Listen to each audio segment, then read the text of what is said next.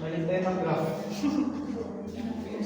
So, technically, ang breakpoint is 3.5 nyo. J 3.5. number 4. Ay, so So, dapat dito tayo nag-correct.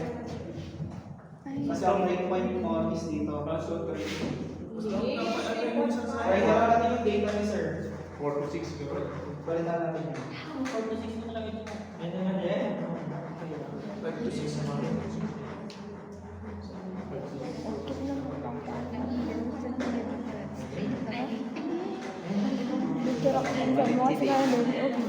Video. Subat. Ito. So, nalang natin yung data.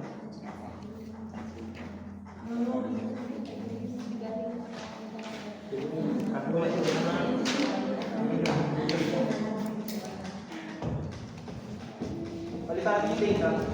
Kasi issue yun. Alay, delete ko guro jinsan ko. Ulit.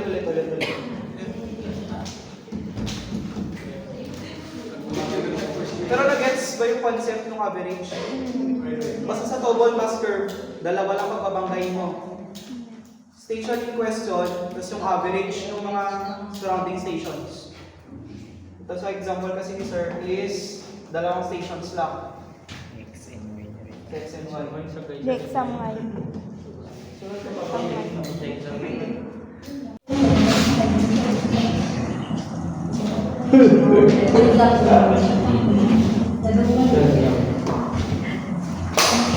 Kaya ako kayo nito ko, may bota ka rin.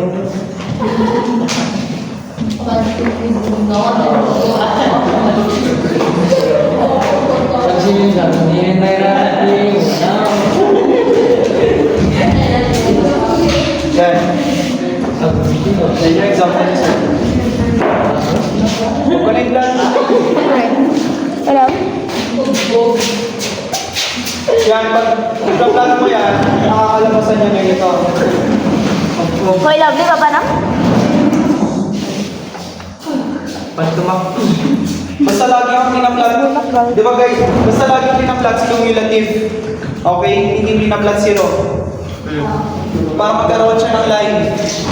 Yun yung purpose ni cumulative. Pag pinaplat siya, ganito yung kakalabasan. Kita mo na lahat? Yes. Ganyan. So pansin nyo, nag-slant.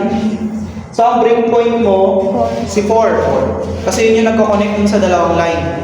So ang technically ang nagko-connect mo dyan, ito, papunta dun sa taas. Si 4.5 hanggang kay 7. Yun yung i-correct mo. Ngayon, ang i-correct, ito yung i-follow nating slope. Tama? Kunin mo natin yung slope nitong 1 to 3, kunin natin yung slope nitong 4.5 hanggang kay 7. Okay? Gets? Nagets? Anong slope niya, no? Slope nito? What? Slope niya is 1. Slope ni ito, 4.5 hanggang 7. In year 5 to 10. Pansin nyo, hindi natin sinama si 4. Kasi si 4, breaking point niya. Yun yung nagpo-connect din sa dalawang line. Anong slope? 0.5. Ngayon, ang ipa-follow natin na slope is ito. Tama? So, magiging corrected slope natin is yung slope na susundan over yung slope na papalitan. Susundan over papalitan. Yun yung lagi. Si taas mo, sundan mo yung papalitan. So 1 over 0.5, ang corrected mo dapat is 2. Tama? So next, i-add natin, mag-add tayo ng table, yung corrected YC. Gawin natin YC, corrected data. So, di ba ang papalitan natin is C 5 to 10. So, yung data from 4 to 1, pakopyahin na lang natin. 1, 1, 1, 1. Tama? Guys, si Y lagi nasa Y-axis si station in question Okay? Hindi natin mapalitan si X. Si Y lang. Ito baliktad. Si X pinalitan na. Si Y lang papalitan. Okay? So, corrected slope times yung raw data, yun yung magiging dito. 2 times 0.5, 1. So, puro 1 na to. Ako magiging po sa isang puruan. Yan. Tapos, kukunin ulit natin si cumulative ni corrected na Y.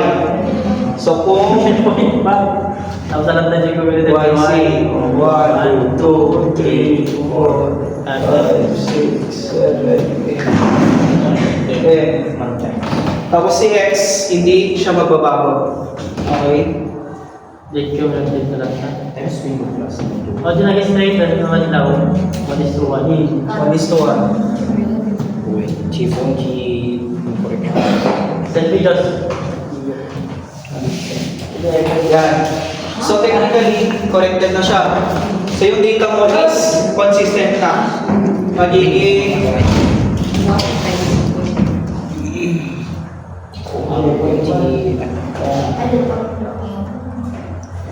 pag i-graph na yan, magiging straight line na siya. Ganito yung kakalabasan.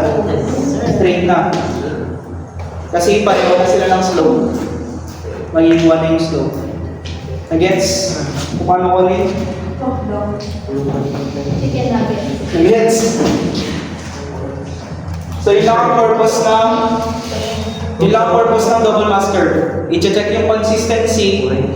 Tapos if may nakita kang inconsistency, i-adjust mo siya. Ano ba yung nasabi?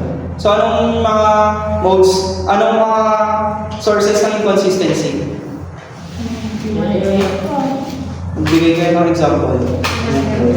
Ano? Nagpapatid Yung? Maintenance. Human error. Pwede, human error. Maintenance. Maintenance.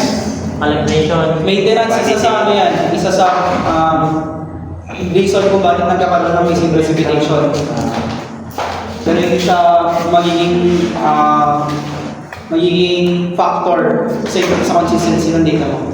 Maintenance nga na siya. Ayun, biases observer, human error.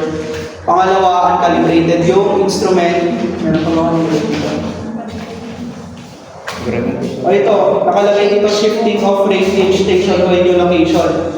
So technically, mag-iiba talaga yung record mo nga kasi nito mo siya ng slide. Example, yung station mo nandito. Paano?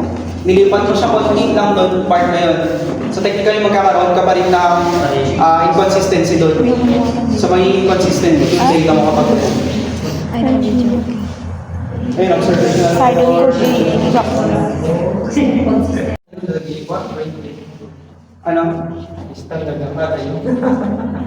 Standard. Walang nakaset na standard sa pagkakalayo ng rain gauge. Pero may nakaset na standard sa dami ng rain gauge dun sa catchment na ito hindi na ito part ng exam pero nandito siya. In terms of rain gauge kasi, hindi natin masabi kung gaano kalayo dapat. Pero sa isang catchment or sa isang area, kunyari ito yung area mo, may optimal number ng stations na given. Kunyari, sa isang catchment area, ang factor lang para sa number ng stations mo is yung coefficient ng variation. Paano ko yung coefficient ng variation? Si mean over standard depth. Yun yung coefficient ng variation. Tapos ang allowable error mo, si 95, 10%, mga ganun. Yun yung sa allowable error. Ito yung magdedetermine kung enough yung number ng stations mo sa isang lugar. Gets? Yun nga yung sinasabi ni Sir. Example dito sa Tabo. Ay sa Kalinga. Walang stations dito. Pero may neighboring stations. Yung, para malaman natin if enough yung neighboring stations na nakapaligid sa Kalinga, i-apply natin itong formula na to. Yung optimal number ng stations equals coefficient ng variation over error. Ito, applicable siya sa spatial analysis. Hindi na siya part ng exam kasi hindi naman siya masyadong need. Pero magiging reason to para, kunyari sa ANOVA, kung sa next na topic, may nakita kang variation dun sa station mo. Ngayon, pwede mong ilagay din sa reason na yun, hindi optimal yung number ng stations mo. Kasi nga kukunti yung kinonsider mo na station. So technically, magbabali talaga siya. Magkakaroon ng variance na gets yung use nito. Pero in terms sa distance, wala namang nakaset na standard. Gets?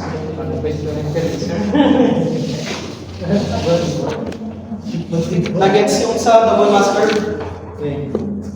Yung process? Raw data recta. Ano correct na naging zero data? Ha? Plot mo na siya. Pag hindi, plot mo muna. Pag na-plot mo na siya, makikita mo si breaking point kung saan nagkaroon ng variation doon sa data. From that point, doon mo na kukunin yung slope ng dalawang line. Na-gets? Tapos, kukorek mo na yung slope, kukorek mo ulit yung data, at tapos yun na, okay na yung graph mo na ulit. Correct the slope. Gets sa double masker? And then correct mo yung data. Ay, double mass. Like, ulok talaga ito ka. Then, ano, nakasama ito Ben? Yung ulam ah. Kasi nag-pipod ka na. Sa nanay. Dito ba nila may Jane, ulit yung Jane, ulang yung babae na perak na ipin. natatak mo mo ah. Grabe ka naman. Spatial analysis.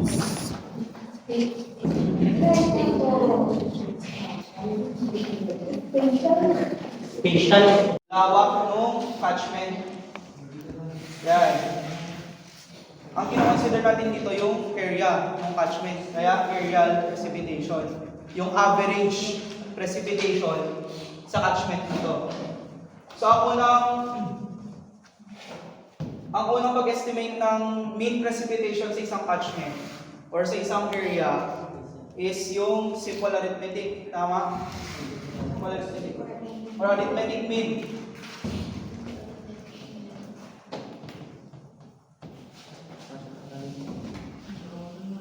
Basta arithmetic mean.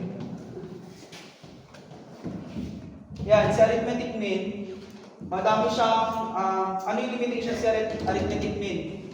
Sa isang area kasi, kinukuha natin, kaya may station dito, may station ka dito, may station ka dito, may station ka dito, may station. Yan, A, B, C, D, E. Yan. Si arithmetic mean, hindi niya kinoconsider yung stations outside dun sa area. Ito, di ba outside siya dun sa catchment mo. So technically, hindi mo siya i-consider pag si arithmetic mean. Yun yung nagiging limitation ni arithmetic mean. Kasi what if yung reading mo dito is may effect pa rin dito. So si arithmetic mean, hindi niya may i-consider yun. So, ang kino-consider niya lang is yung stations within dun sa area na i-study mo. So, kung ano lang yung reading mo dito, annually, reading mo dito, reading mo dito, reading mo dito, yun lang yung i-consider niya arithmetic mean. So, yung mean precipitation mo is mean lang stations within dung catchment. Nagets? So, P mean, C, I, B, tapos P, I, N. Over N. Yung N, number ng stations within dun sa area, which is 4. Tapos, itong PI is yung precipitation on this. Again natin ang value. 7, 9, 13, 15. Yan. So, ang magiging average precipitation mo dyan is 7 plus 9 plus 13 plus 15. over number is 4. Tama? Mean mo dyan is ilan? 11. Ito na ngayon, yung magiging average precipitation mo sa catchment na to. Next. Condition. Yes. Yes, and volleyball. Yung mga pinotis ko dito. Method. Yeah. Ano mo, ulo ko pa na bugbugong kahit. Mas ini-ekot kasi dito. Diyan duman yung station pero medyo. Ano, ulam ako na.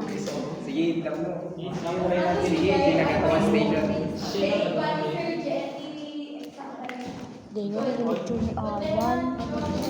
Sino ba may picture nun?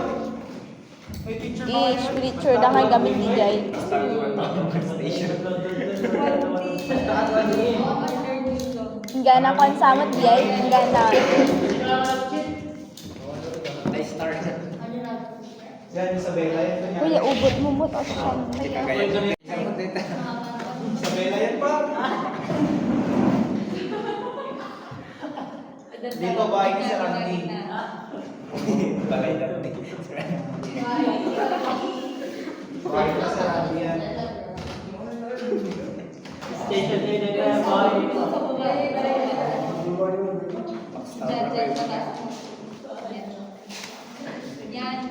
Ganito yun, di ba? Nagagubay. Meron pa dito, di ba? Sabay na cover na Pero dito, Wait, yung ka. Dapat ag-abay ka. Station di ba? alam ko meron pa dito eh. Wait, direta. Ayan. Wala, gagawin mo. Uy, dahil tinapay nga kasi na shake. Pwede gamito. Hindi na itigba nga tinapay.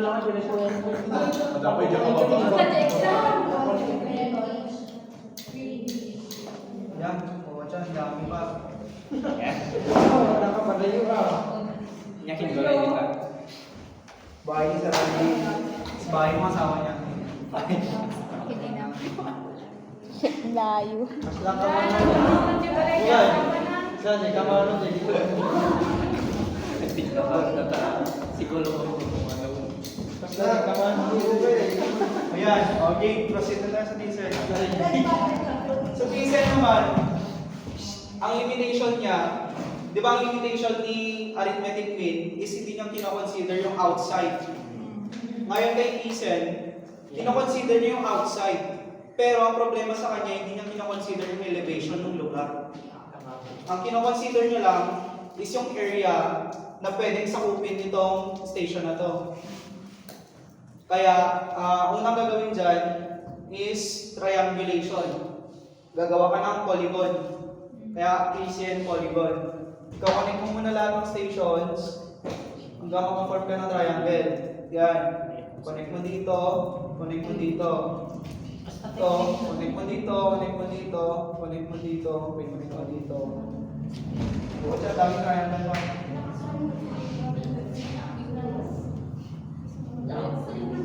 Minsan kinyak kasi.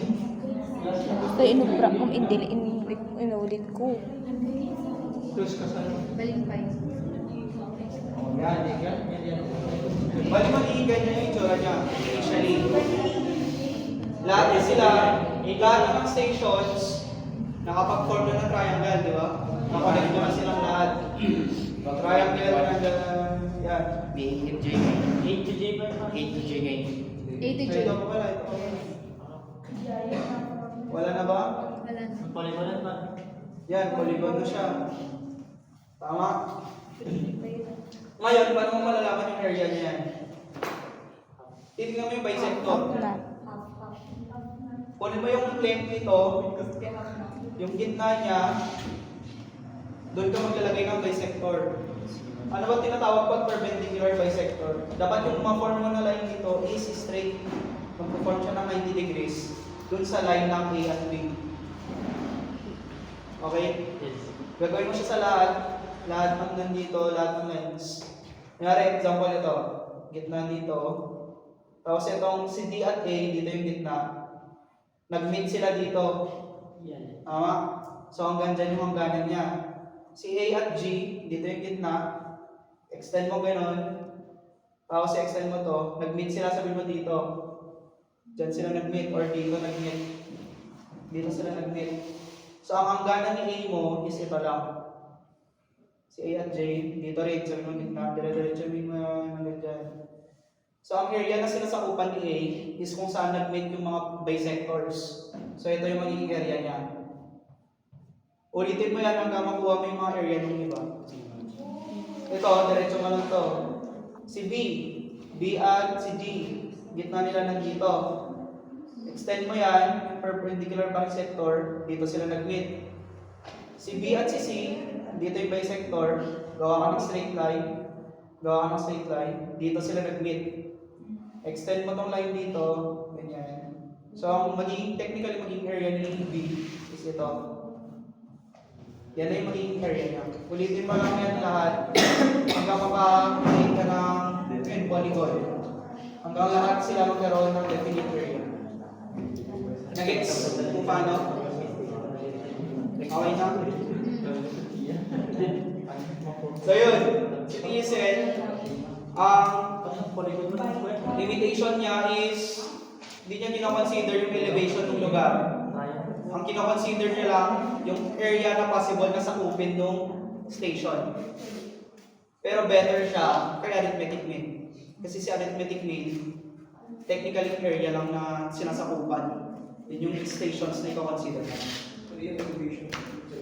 Sa arithmetic mean, pati elevation din yung kinoconsider. Elevation plus yung area na sinasakupan per station. Ito, paano kunin yung average mean using TSN? Ang T-ab equal lang siya sa summation ng I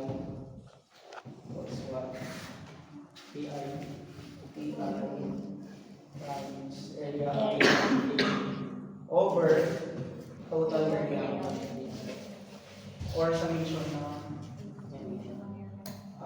equals 1 where I. Yan.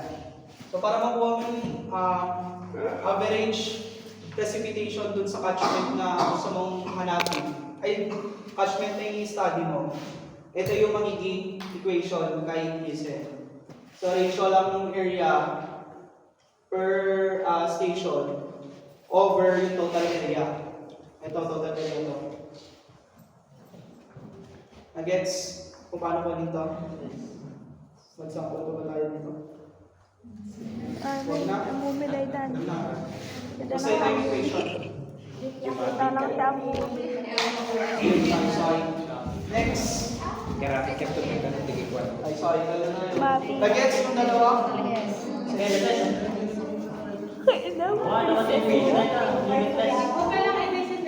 Data TSN.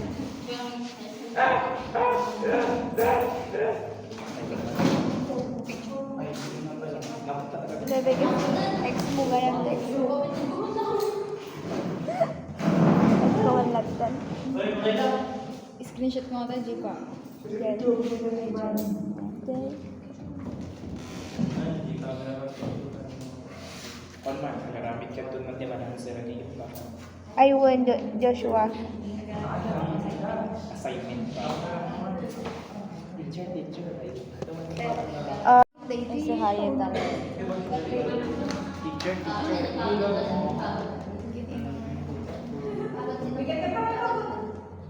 Ay, bye-bye. Ha? Bago na pa yung balak na sumanta. Okay. Yaga.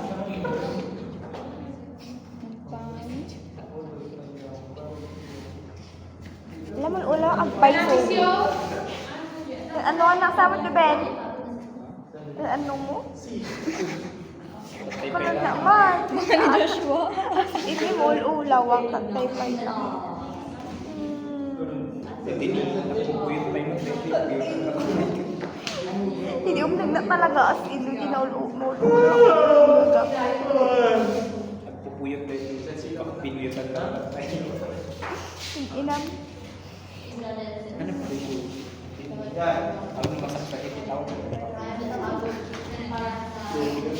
Mga kay... Parang kay Siban eh. Niya ako sige na rin. Yan, sa isoital naman, ang pinagkaiba nila ng isen, ito, kinoconsider niya na yung elevation. Kasi nga, ipla-plot natin yung precipitation of, ipla-plot natin dito sa catchment area, yung area na may equal precipitation. So technically, parang in terms ng surveying, magiging parang contour siya. Kasi di ba sa contour, chinecheck natin yung equal elevation. Pinagkoconnect natin yung same elevation para makita natin yung contour ng line.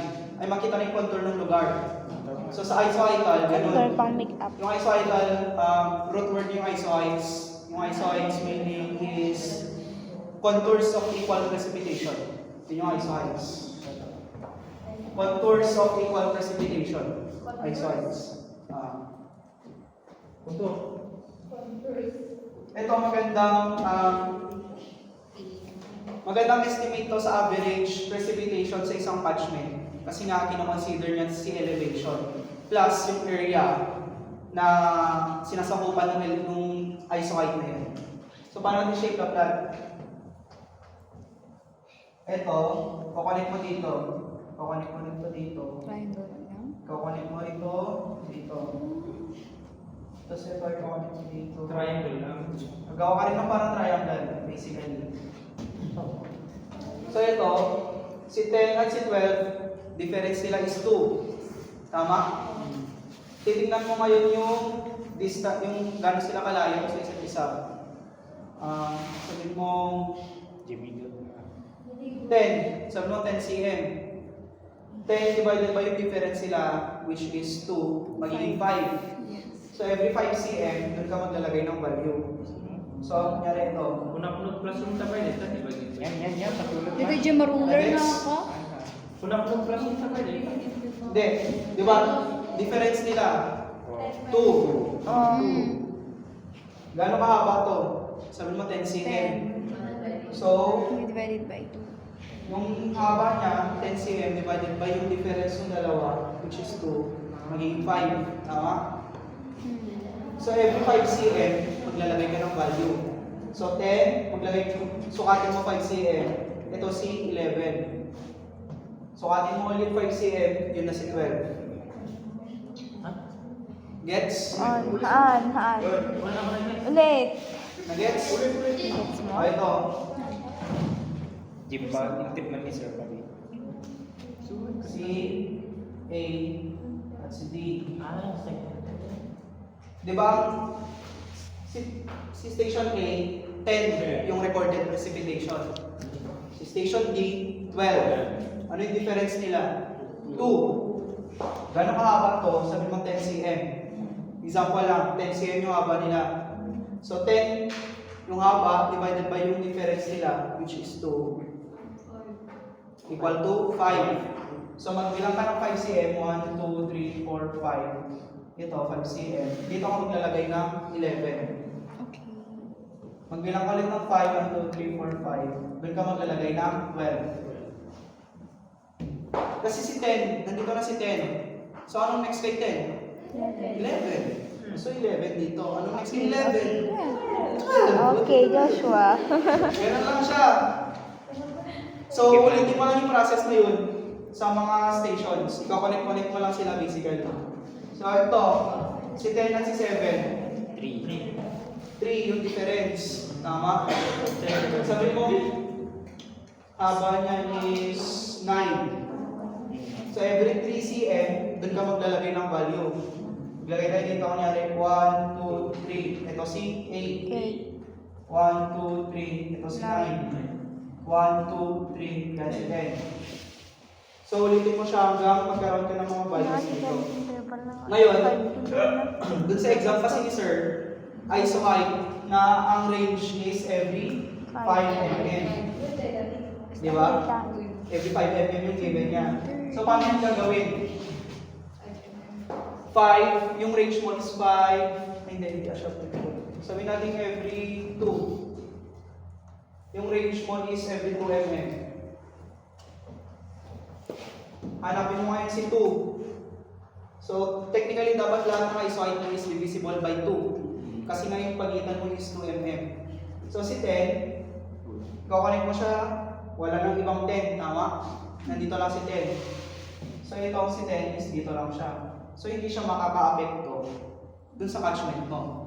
Anong next kay 10 pag mag-add ka ng, pag mag-minus ka ng 10? Si 8. Ayan ito, si 8. Hanapin mo yung kapareho ni 8 ng magnitude dito.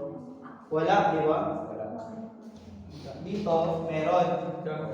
Dito, meron rin. Tama? Sabi mo nandito si 8. Kasi 7 at 12. Kukonek mo sila. So, magkakaroon ka ng values ng 8 dito. Saan pa? Si 5 at si 7. 5 at 7. Walang value. Adal si Baba 5, 6, 7, 8. 5 to 12. 25 to 12. Walang value. So, technically, not man ito. Sapat si 10 and then 5. Gawin na lang natin ano to. 9. 10. 12 kasi. So, magkakaroon siya. Natin nga. Yan. Sige, sabihin natin, ano to? Kanina 5. May 8 dito. So, i-skip mo si 7. Kukonek mo siya dito.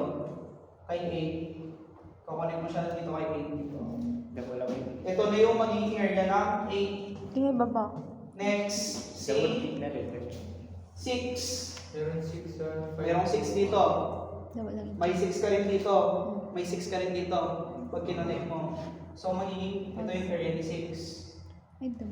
Tapos, ito, yung trick. Hindi mo pwedeng i-connect si 6 dito sa 6 doon. Why? Kasi hindi natin alam yung precipitation dito. Hindi mo rin alam yung precipitation dito. So technically, pag gagawa ka ng isoid, separate na contour line dito. Kasi may surrounding, ano ka pa may surrounding area ka pa. Hindi tayo pwedeng mag-assume na 6 to kapag walang lines na pwedeng i-connect. Okay? Ito, pwede natin siyang i-connect kasi may 8 dito, may 8 doon. So technically, magagano lang siya. Yan, ito si 6. Hindi mo siya pwede i-connect doon. Tapos si D, kaya may separate yan. Si 8. So, yun dito. So technically, hindi rin dapat pwede. Dapat ano lang dito, ganito lang din yun. Tapos yung 8 dito, may separate na naman na line na pag-ganito. Nagets? Basta kapag lumagpas na siya dun sa area, di mo na siya pwede i-connect dun sa other stations pag walang point na pwede i-connect. Okay? Mababiolate kasi yung sa isoid rule. Next kay 6. Ito, may 10 ka dito. Tama? Kasi 5, 6, 7, 8, 9, 10. May 10 ka ulit dito. Tapos may 10 ka dito. Tama? So si isoid mo ng 10, contour mo ng 10, magiging ganito. So medyo magulo yung data natin kasi pag ganun siya. Basically ganyan lang yung parang principle ng isoid. Pag ganun siya Basta hindi mo pwedeng i-connect yung hindi mo pwedeng i-connect yung point pag lumagpas na siya dito sa catchment mo. Kasi dapat may consider pa tayong ano dito. May mga contour points pa din dito.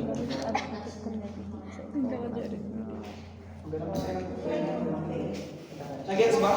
Haan. Haan. Haan. Ha? Yung isoid mo is, ang difference is 5 mm.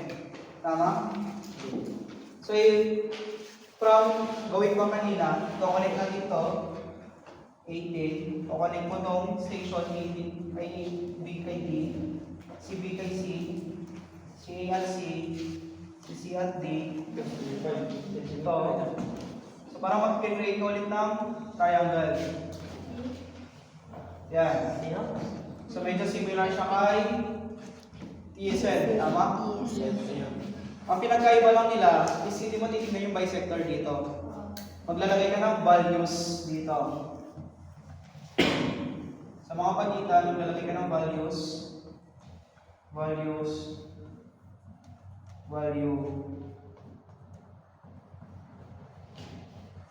Yan. Ang principle ni isoidal, i-connect mo yung same values. Dito sa example ni sir, every 5 mm. Tama? So mag-start tayo kay pinakamababa, si 20. Ito si 18, pinakamababa. 18 pinakamababa. Tama? So si 18, magkakaroon ka ng, pag kinonect mo si B kay C, magkakaroon ka ng 20 dito sa value na to. Tama? Pag kinonect mo si B at si A, magkakaroon ka rin ng 20 na value somewhere dito, sa line na to. So yan, i-connect mo na dito. Kasi si station B, tama, 20. Oh, sakto 20. Huwag natin i-plot ah. So, si 20, isohide na 20 mo nandito. Yan. Ito na yung area na sinasakupan ni 20. So, 20 to. Next kay 20, mag-add ka ng 5. Si 25. Si 20 at si 28, magkakaroon siya ng 25 somewhere dito. Si 18 at si 28, magkakaroon ka ng 25 somewhere dito. Ganun rin dito. So, i-connect mo na naman ulit yan. Mga same value na 25. Yan. Ito, magiging area mo kay 25. Kasi ito si isohide mo na 25. Next, si 30. Pag hindi niya bilangan 5. May 30 ka ba dito kay 28 to 28? Wala. Kay 30, 18 to 34, magkakaroon na ng 30 na value. Si 28 at 26, wala. Pero, may 25 ka dito. Tama? Ngayon, ito ulit. Diba yung 25 mo nandito na hindi mo pwede i-connect. 26. Ay, hindi, wala ka 25 dito. 30 lang. Dito magkakaroon ka ng 30. Ito, wala. Si 26 to, and si 25. Si 30 mo ngayon is lalagpas ka na dito. May 30 ka rin dito, tama? So si 30 mo, gaganito siya. Dapat naman 30 din, 26, 40. Ito lang, di ba? So dito si 30. At dito. Tama? So si 30 mo is dadaan siya dito. Dito. Dadaan siya dito. Kasi may 30 ka dito. Dadaan siya dito. Kaya nga 2. Yan. 30 dyan nga 2. So ito, area na ng 30. Tama? 20, 25, 30. Next, si 35. Saan dyan yung magkakaroon ka ng values sa 35? 42. Ito lang, sa 42 at 26. Pati si 28 at 42.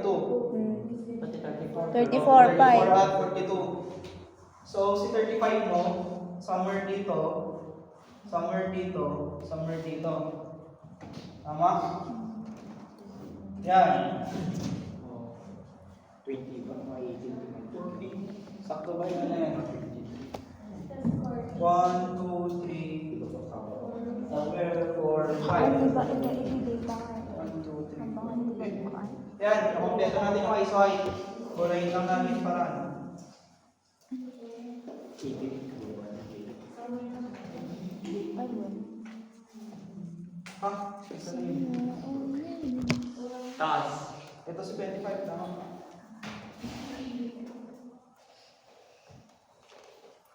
Okay, 18 magkababa, 8 lang sa red. Yun nga 20.